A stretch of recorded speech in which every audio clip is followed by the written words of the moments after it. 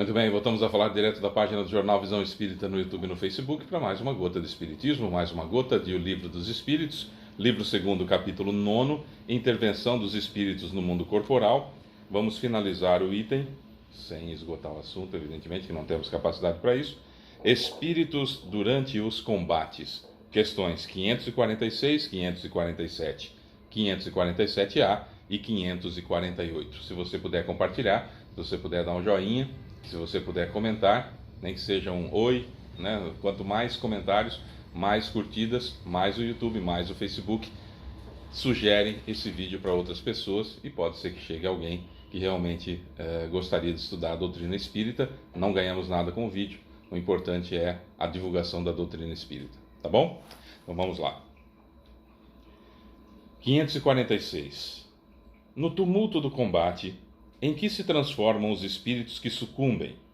Após a morte, eles ainda se interessam pela batalha?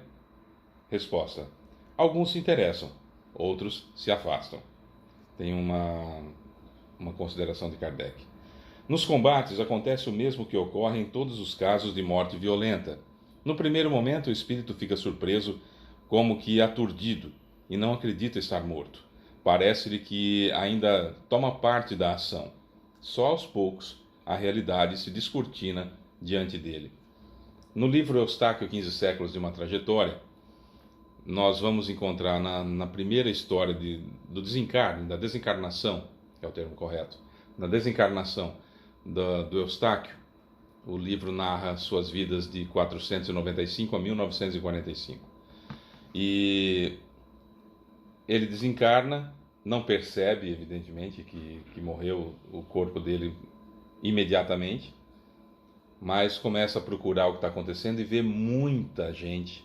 Seu Caibar Schutel, que é quem escreve o livro no plano espiritual, e seu Abel Glasser no plano terra, que é o médium. Seu Caibar é muito detalhista com relação à situação dos espíritos lá no campo de batalha. Continuam lutando, continuam com as suas espadas, continuam com as suas armas tentando matar o inimigo, e não morrem e não matam, e continuam lutando, sem perceber o que aconteceu. Com o Eustáquio foi um pouco mais rápido dele perceber que o seu corpo havia morrido.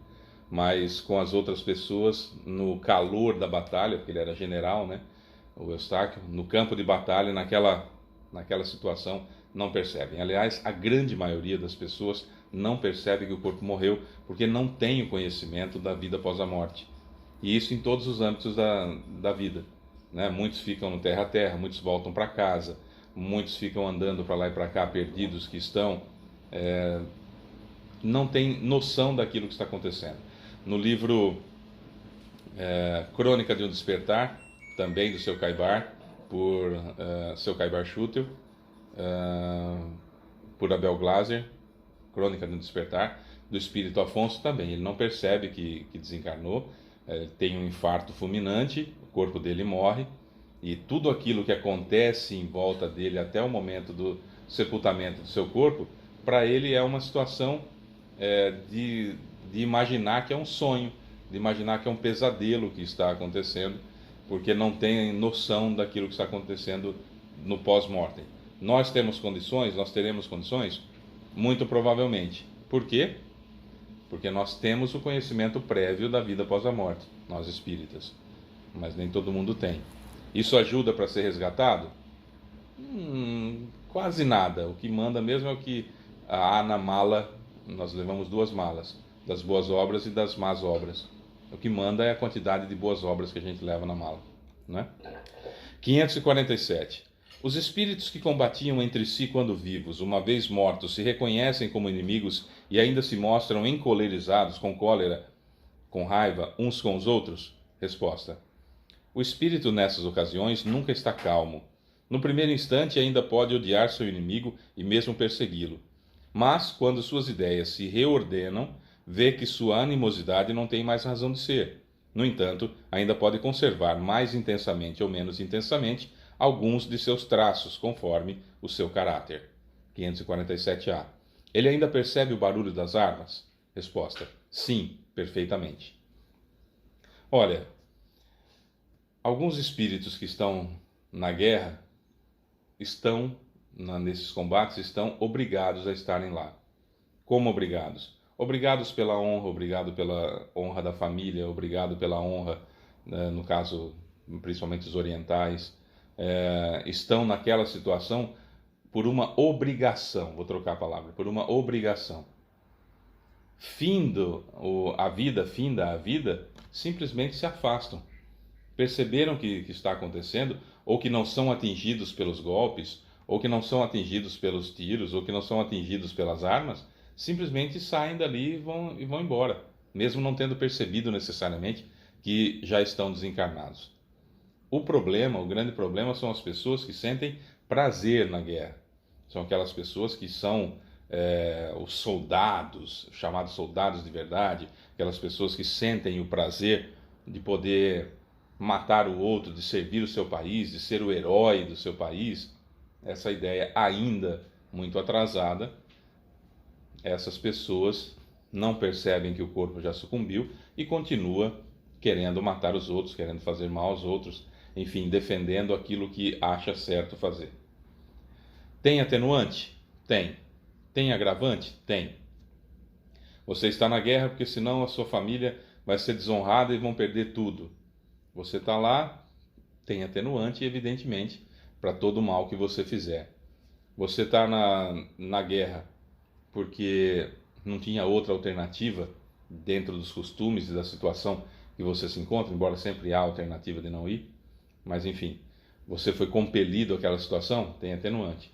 Você vai para a guerra com o objetivo de matar, para poder mostrar sua superioridade, movido pelo orgulho, movido pela vaidade, aí definitivamente tem agravantes.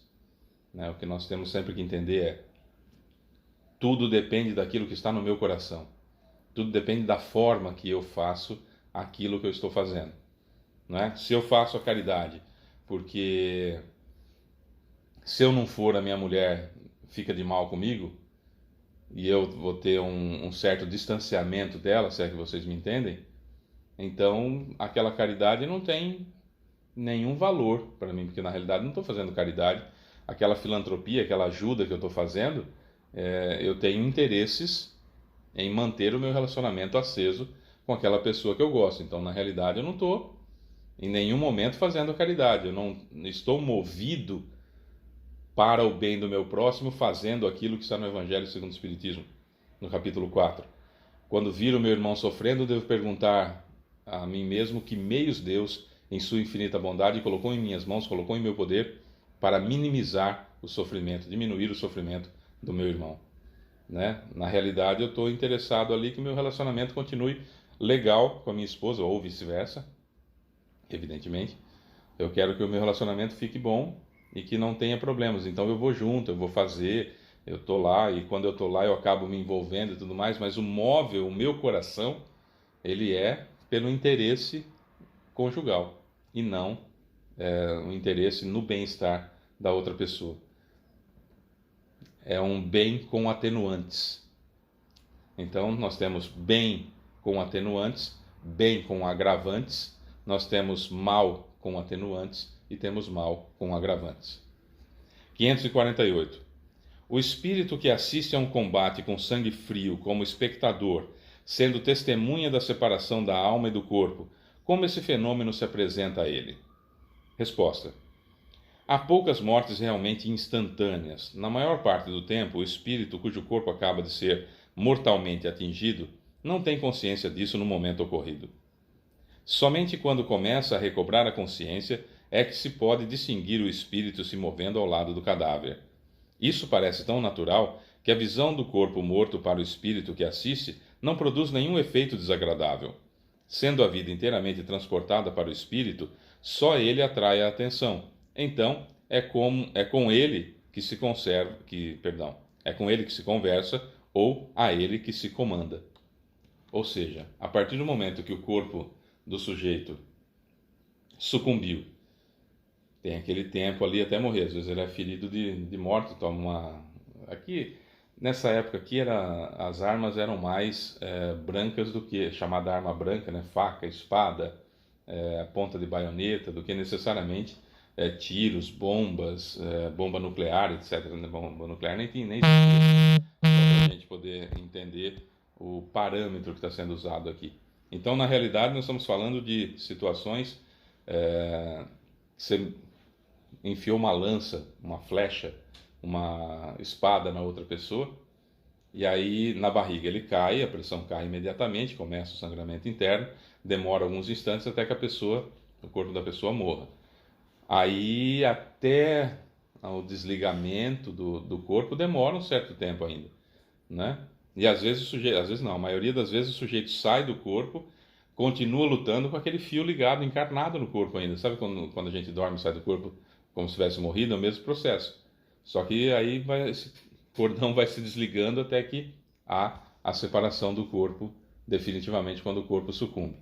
Então tem ainda fluido vital ali, podem acontecer vampirizações, tem um monte de situações que podem acontecer. O fato é, o sujeito recobrou a consciência, né? Tomou o golpe, caiu, ficou ali sofrendo ali, deu aquela na cabeça dele, deu aquela melhorada e levanta-se, o corpo ficou, né? Ele, espírito sai, quem está do lado de fora continua falando com ele, espírito desencarnado que falava que influenciava as pessoas nos combates, continua falando com ele como se estivesse encarnado. Ele está muito denso, você imagina a, a vibração baixa que não estão essas pessoas na guerra, né? Então o perispírito está muito denso, continua como se nada tivesse acontecendo na grande maioria das vezes. É isso. Amanhã nós vamos começar o item Pactos, mas isso só amanhã. Eu sou Fábio Pereira, essa é mais uma gota de Espiritismo. Beijo para você que fica, tchau.